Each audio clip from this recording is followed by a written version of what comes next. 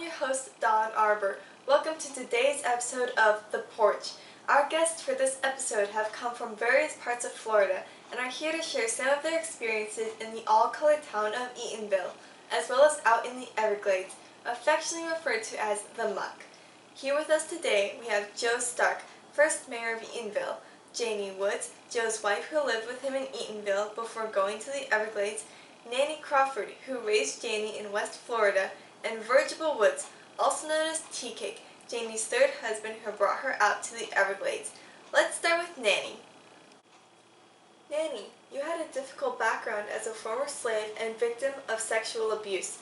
How do you think these experiences affected the way you raised Janie and your aspirations for her? Yes, that's the honest truth. From the second I was born, times is tough.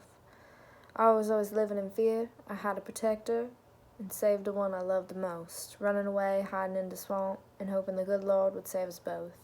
The only love I ever knowed is the love of a mama for her child. Then my poor Leafy was defiled by that man, forcing himself on her, ruining her, and stealing her reputation and her future. The only one left for me to love after that was Janie. So I poured everything I had into that girl. All this made me fight heaven and earth to save her from suffering that same fate, right up till the moment I can't fight no more. Joe, when you came along, Janie was already married, but you still asked her to come with you and be a part of your big plans. What was your reaction when Janie said she would run away from her husband Logan and marry you? Well, of course I wanted to marry her. She's a girl with damn good looks that turn all people's head. A big man ought to have a beautiful woman alongside to impress the folks. I was just glad to learn that the husband of hers wasn't appreciating her proper, 'cause I had big plans from the moment I seen her. I wanted to make her into a fine lady, but I need a woman who listens to her man. And anyways, she loved me for my success, as you know. I wanted to take her away from that lonely farm, and I did save her from that dreadful marriage, didn't I? I was going places with or without her, but I was sure glad to have that pretty young thing come along with me. Going back to Nanny, the marriage you arranged between Janie and Logan failed. Why were you so particular about who you wanted Janie to marry, and how did you feel about her being unhappy in her marriage?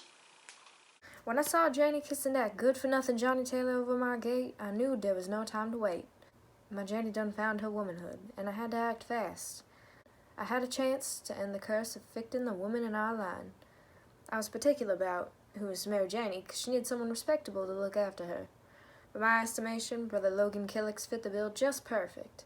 He's a fine farmer with 60 acres to his name, so I could rest peaceful knowing Janie would be secure with a man like him.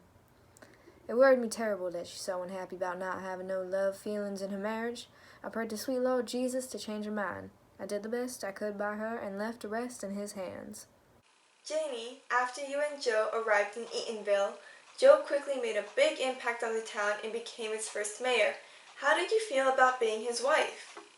I sure was unhappy when Joe became the first mayor of the town.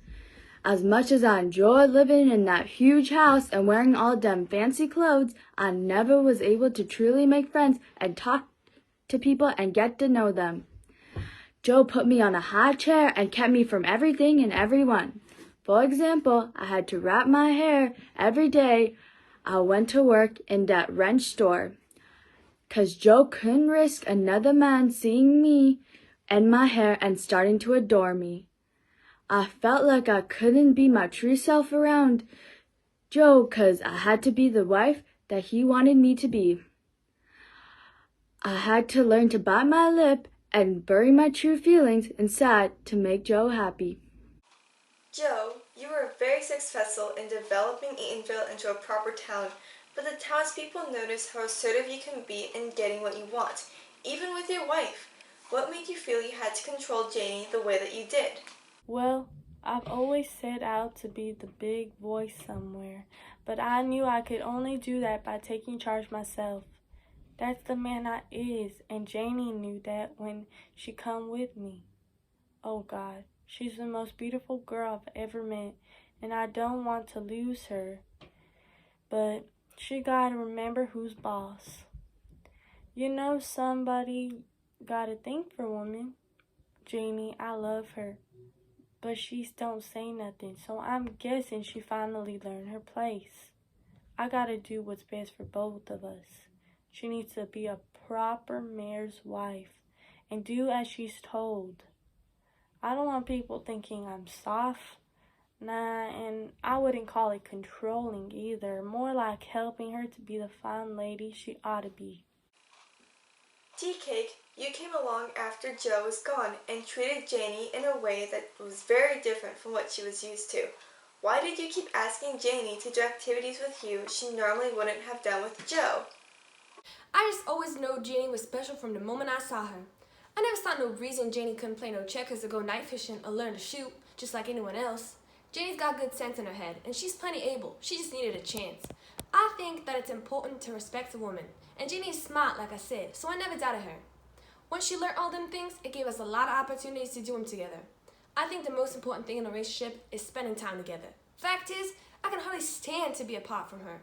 Everybody was suspecting me because Janie's just a wee bit older, but truth is, I love her to the bottom of my soul. Janie, when you left Eatonville, the town was sure you were throwing away the fortune Joe had left you for a younger man who was only going to cheat you. Why did you decide to risk your security and leave with Tea Cake? Tea Cake was the first man and only man I ever truly loved. Ever since I was 16, I felt a yearning, and even with 2 marriages, ain't no one felt that need till Tea Cake came along. He the beat to my blossom-making everyday springtime. That feeling is worth more than any security, no matter what Nanny thought or any high chair Joe wanted from me. I didn't care about anyone else anymore. I was tired of trying to please others. For the first time, I was gonna do what I wanted and what pleased me. Tea Cake, you and Janie left Eatonville together without any real plan on what the two of you would do. How did you end up in the Everglades together? Well, I don't know if you know this about me, but I'm a gambler, so I'm a man who's willing to take chances. Thing is, I think I'm one of the best gamblers on this earth, but I only throw the dice in games I know I can win. When I heard how the peoples in the muck is just making loads of money, fun, and foolishness, I knowed it was a place to be. I wanted to provide for my Janie, not leave off that Joe's money, and this was my chance to prove all them wagging tongues back in Eatonville was wrong. We both needed a new big place to start our life together, and I guess that meant going to the mug. Janie, you've been to a lot of places and experienced a lot of things in your life. How do you think you've changed as a result? When I was little, I saw a picture of me in it and didn't know myself. I felt like that about my whole life back then. I was too dark to be white and too light to be colored. I had no place to fit in. Always on the outside, always lonely.